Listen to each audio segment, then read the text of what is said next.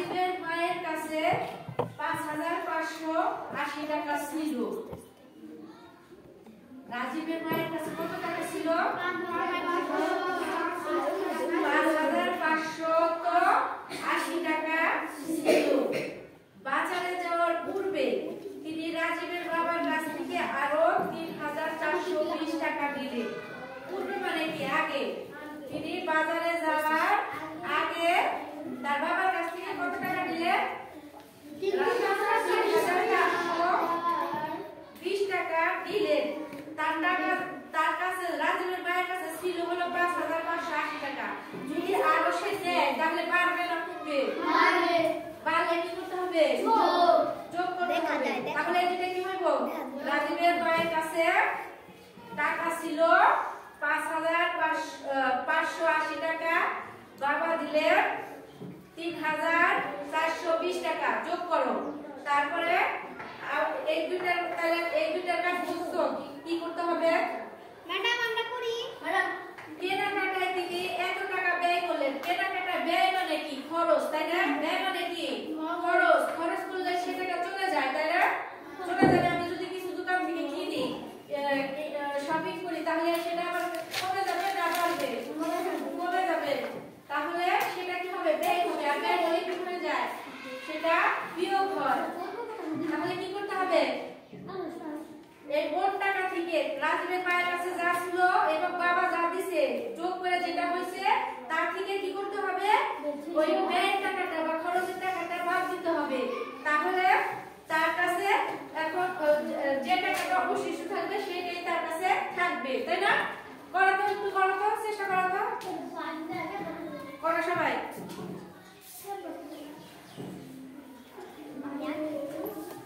চেষ্টা করো একটু।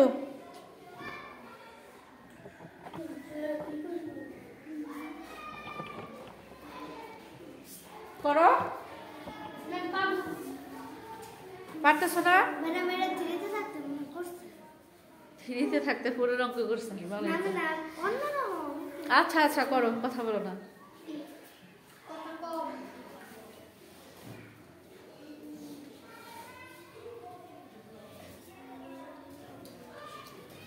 সাজাইতে পারতেছো না নাকি? সাজাই দিব?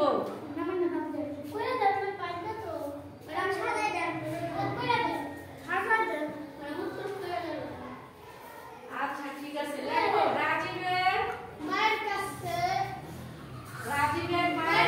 টাকা ছিল।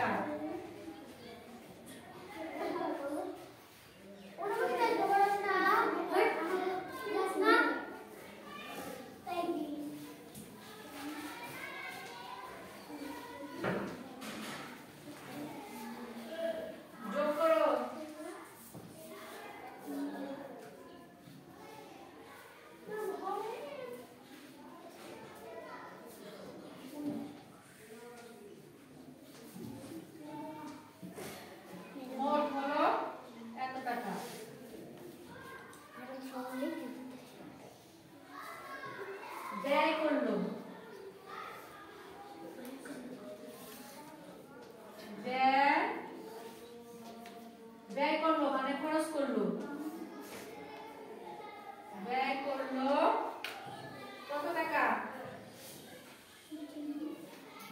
7,830 টাকা 7,830 টাকা। আচ্ছা আমি যোগটা করে দিই। না ম্যাডাম যোগ করেন না ম্যাডাম না করলে আমি বিয়োগটা দেখাতে পাচ্ছি না তো। ও ম্যাডাম প্লিজ 10 এর শূন্য হাত আছে 1 5 5 10 10 এর শূন্য হাত আছে 1 4 5 এর 9 ব্যয় করলো কত টাকা 7,830 টাকা।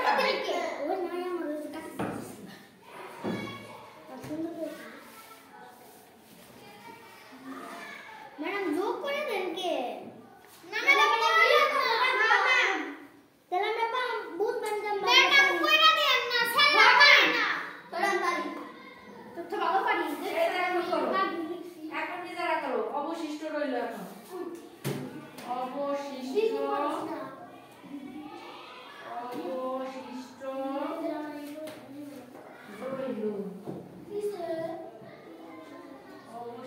রইল এত টাকা।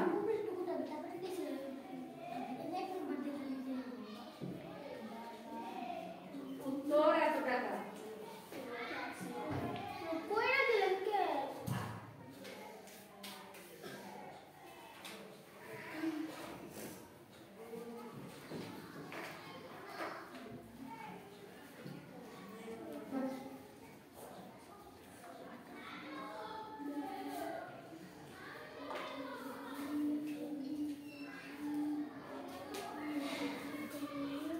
উত্তর তো লিখতে পারবা তাই না? লাস্টের লাইন থেকে উত্তর লিখতে হয়।